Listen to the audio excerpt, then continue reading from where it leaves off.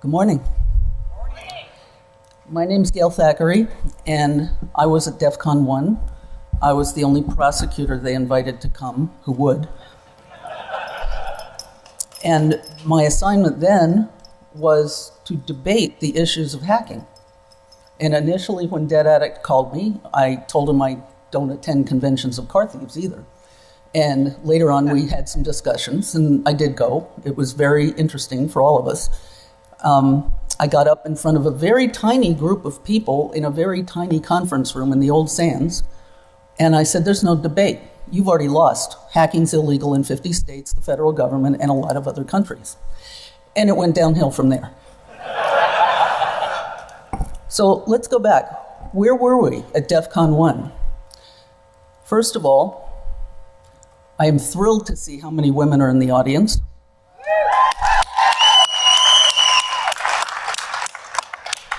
At DEFCON 7, Kevin Mitnick was still on the lam, and the FBI sent an agent to try and capture him if he showed up. And even though Spot the Fed was a big deal as late as DEFCON 7, and they spotted a bunch of feds and trotted them out on the stage, they never got the FBI agent. You know why? She was a girl. So what we had at DEFCON 1 were a bunch of cops who were suddenly confronting a world they knew nothing about. Cops were not using computers then. And we had a bunch of hackers, some of whom were doing exploratory, interesting stuff, some of whom were doing very expensive, destructive stuff, which is what led to the prosecutions of the late 80s and early 90s that got all the press attention and that started the debate and led to DEFCON, led to the formation of the Electronic Frontier Foundation. And I want to add, for those of you who think that we were always divided communities, I was an early card-carrying, dues-paying member of the EFF.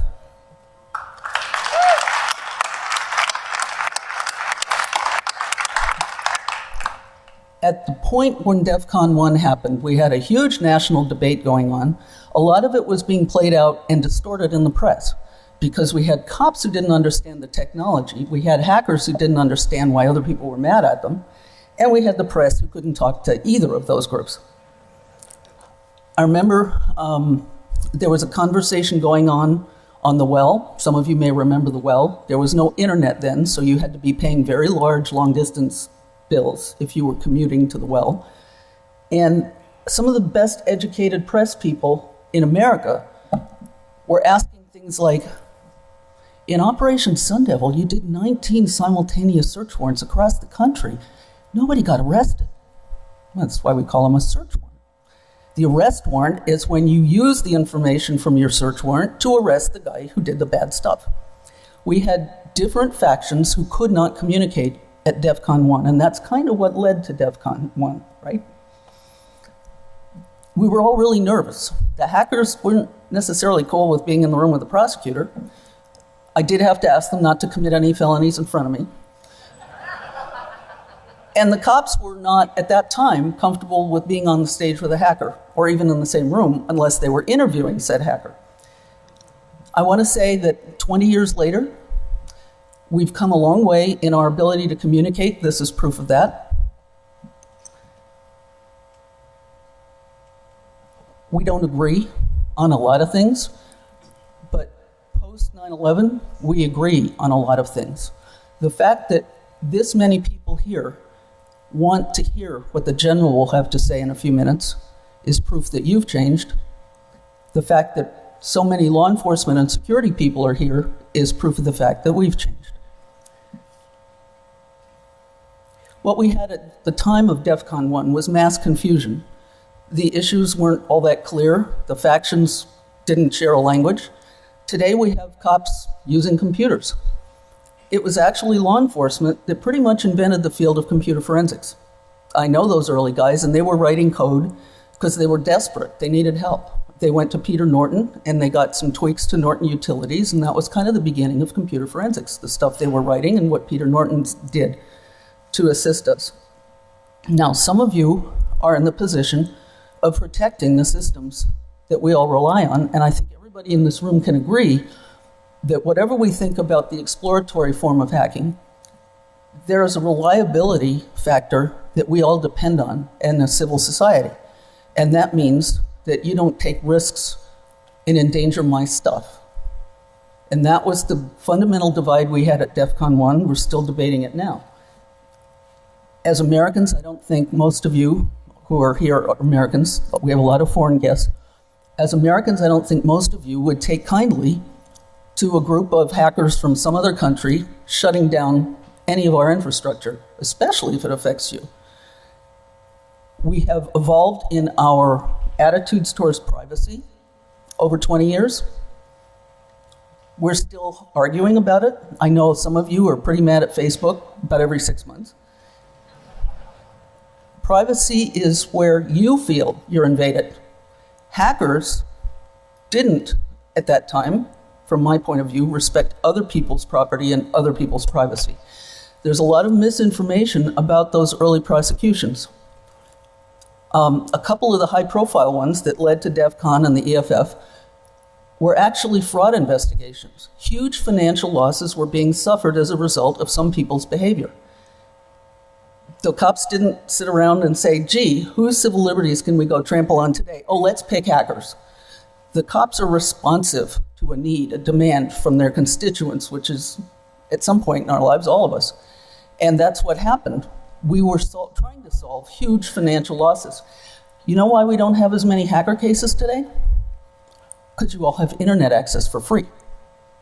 You're not running up other people's phone bills, and you're not robbing other people of their credit cards as much. We also have better educated cops. We have spent a lot of time training them. They're still not where they need to be. They're light years behind most of you. But we have officers, the Arizona Computer Forensics Lab at the Anti-Terrorism Center, where I now work, is a marvelous resource. And we have people who specialize in things that weren't even invented when DEFCON 1 was happening. Phone forensics. That's an oxymoron. There's no forensics with phones. You can't do, for most phones, you can't do a true forensic examination. So we're doing with phones now, and with GPS and all the other widgets, what we were doing in a very primitive way at the time of DEFCON 1. One of the legends of the Computer Investigation Early Committee, which was a federal loose group that was trying to teach each other, what is this stuff? How are we dealing with it? What's the law? There's no law. What do you mean there's no law? This is a bad thing. We were involved in all those early issues in law enforcement. We had some contact with members of the hacker community. Some of them educated us, not always as volunteers. Their interviews were extremely educational, and I'm proud to say that, as far as I know, as of 4 years ago, all of my alumni are really respectable citizens, and most of them working in the computer security field. So the hacker community has evolved to become part of the solution and not just the problem.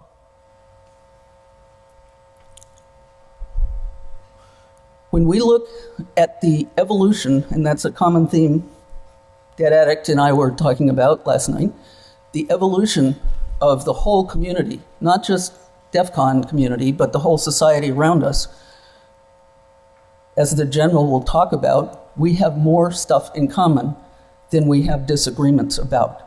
You don't want me or any of my alumni shutting down the electricity when you're working on an important project. We don't want other countries taking our stuff, giving it away, so that our brilliant minds, and some of you in this audience actually make money from your skills when you're not at DEFCON. You don't want people stealing your stuff. You don't want people data mining your stuff and misusing it. Those are all areas we have in common. And I think DEFCON and EFF have contributed greatly to the shared understanding that brings us all here to listen to the general. So I'm going to turn this over to Eli. And, dead Eli. Dead Eli. And let him give you the other side of the perspective of DEFCON 1. Just think, when we were here the first time, half of you weren't born. Nobody had a computer except the people in the room who were not cops. We didn't have the internet, and we didn't have a conversation going. Look how far we've come in 20 years. Thank you.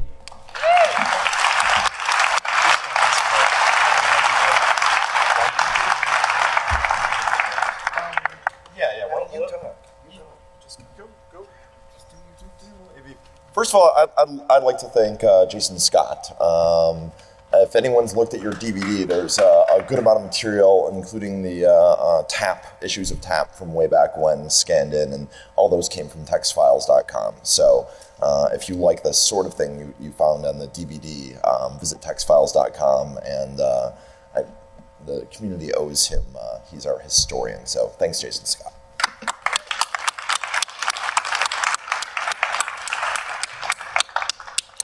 So I'd like to talk a little bit about some of the motivations at DEFCON 1 and why we brought people and groups together that hadn't been brought together before. And as far as I know, DEFCON was the first hacker conference to actually invite law enforcement. This was something new. And at the time, I'll be honest, it wasn't, at least for myself, it wasn't to try to get some understanding of the two sides and to bring everyone together or anything like that. We knew they were going to come anyways. They actually went to all the hacker conferences and then busted people when they were doing silly, stupid things. So we thought we'd just invite them, and then all the hackers would know, hey, the cops are here. Let's have a weekend free from blatant felonies all over the place. And it's worked out. The only arrests that I am aware of that have occurred at DEFCON over the years have been alcohol-induced party-related offenses for the most part. So you get 15,000 drunk people together, and that will happen occasionally. So we brought in Gail Thackeray, the most terrifying conversation I ever had. When I invited her, she was actively prosecuting 2 or 3 very good friends of mine, including one of the DEFCON 1 speakers who wisely changed his talk from security-related to car repair. It was an awful train wreck of a speech, but he stayed out of jail, so that was probably wise. Also, we invited the press. That was a relatively new thing too. I don't think hacker conferences had done that in the past either. So that was something new. And I had this idea of a checks and balances system. It was sort of what was going through our minds, and it was just me and Jeff planning DEFCON 1. So the idea was, okay, we'll bring the feds because they're coming anyways. We'll invite them. And then in case they do anything ridiculous that we think maybe it'll violate someone's civil liberties, we'll bring the press there so they can report on that. And that hasn't happened. All these various stakeholders have behaved relatively well, except for a single undercover reporter a number of years ago.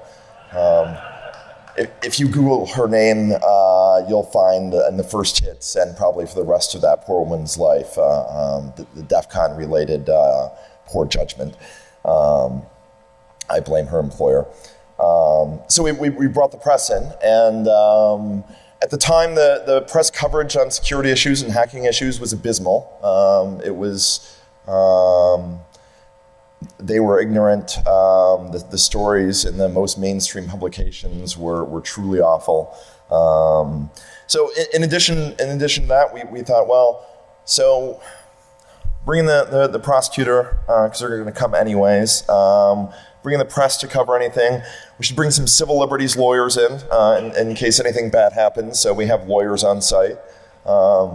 And while there hasn't been any law enforcement action over the years, thankfully at DEFCON, having civil liberty lawyers around has been a wonderful thing for DEFCON speakers, because companies often don't like it when we reveal the flaws, and they like to keep that a secret, and we're not very good at keeping those sorts of secrets, which is why we rock.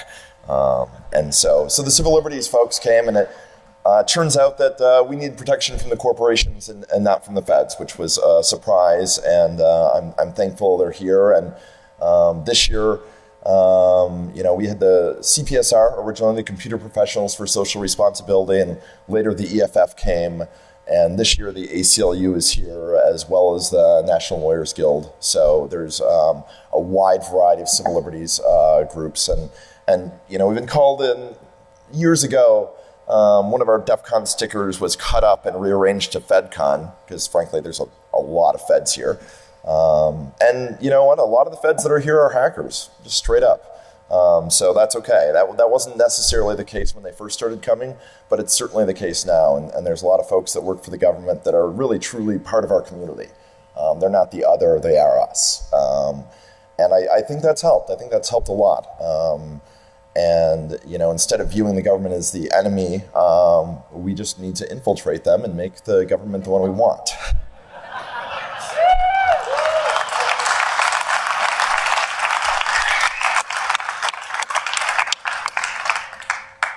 So the idea was a whole huge set of checks and balances, and it might have been a silly theory, and it turned out we didn't actually have to fear law enforcement as much as we thought we did. But also, I think letting everyone know, hey, this is a weekend to party and have fun and exchange information, and rampant, obvious criminal activity and multiple felonies, do that on Tuesday, you know.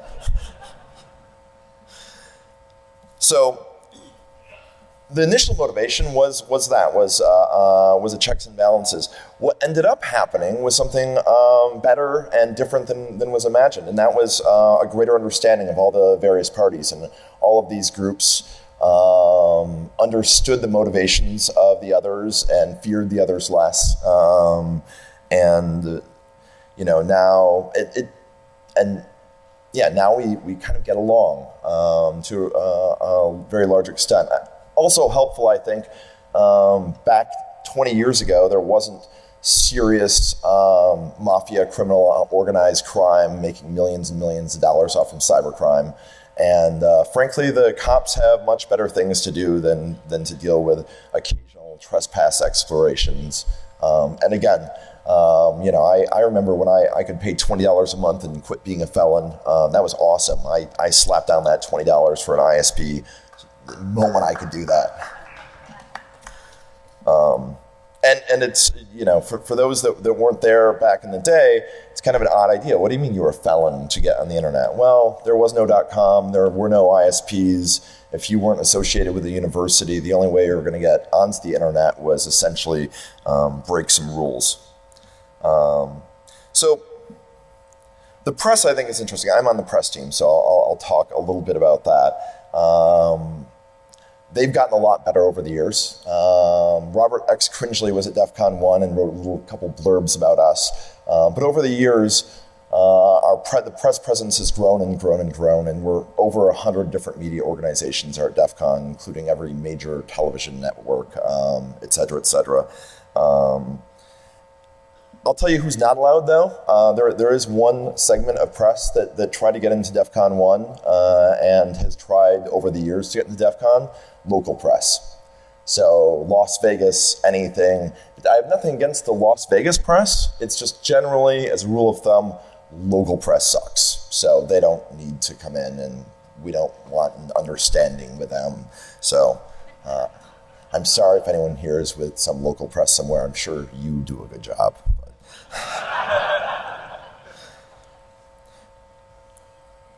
Activists have changed over the years, the nature of activism.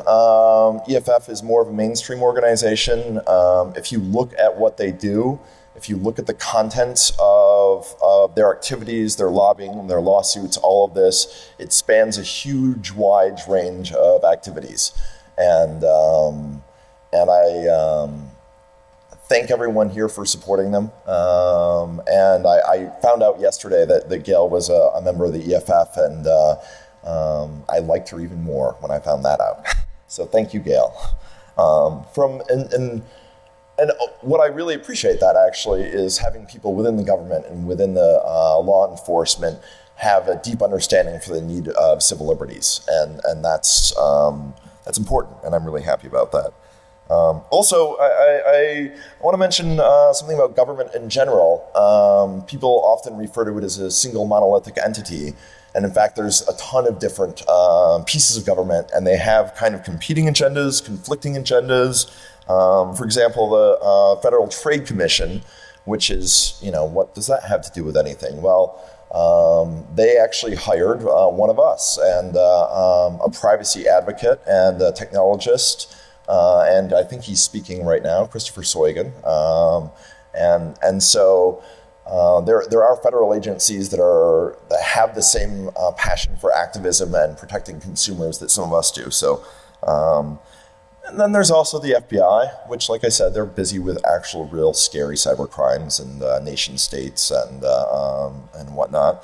The NSA, and I'll briefly mention this. I was going to talk about how our interests are overlapping, and yes, many of us fear the NSA in some ways. There's secrecy and things unknown about both their surveillance capabilities and their offensive capabilities. So in some ways, we have interest in offensive capabilities too. So there's an interest we share in common. But more than that, they have a leadership role in protecting our infrastructure. And, everyone wants an internet so they can play on it. And, they've supported Linux SE. They've supported various hardening guides and want our overall infrastructure to be secure and want to share knowledge to help shore up vulnerabilities. And so in that way, and I'm very happy, the more public they are with this and the more open they are with that, I think the better defensive posture everyone has. So I think I'm running out of time. Thank you all, and enjoy your DEF CON.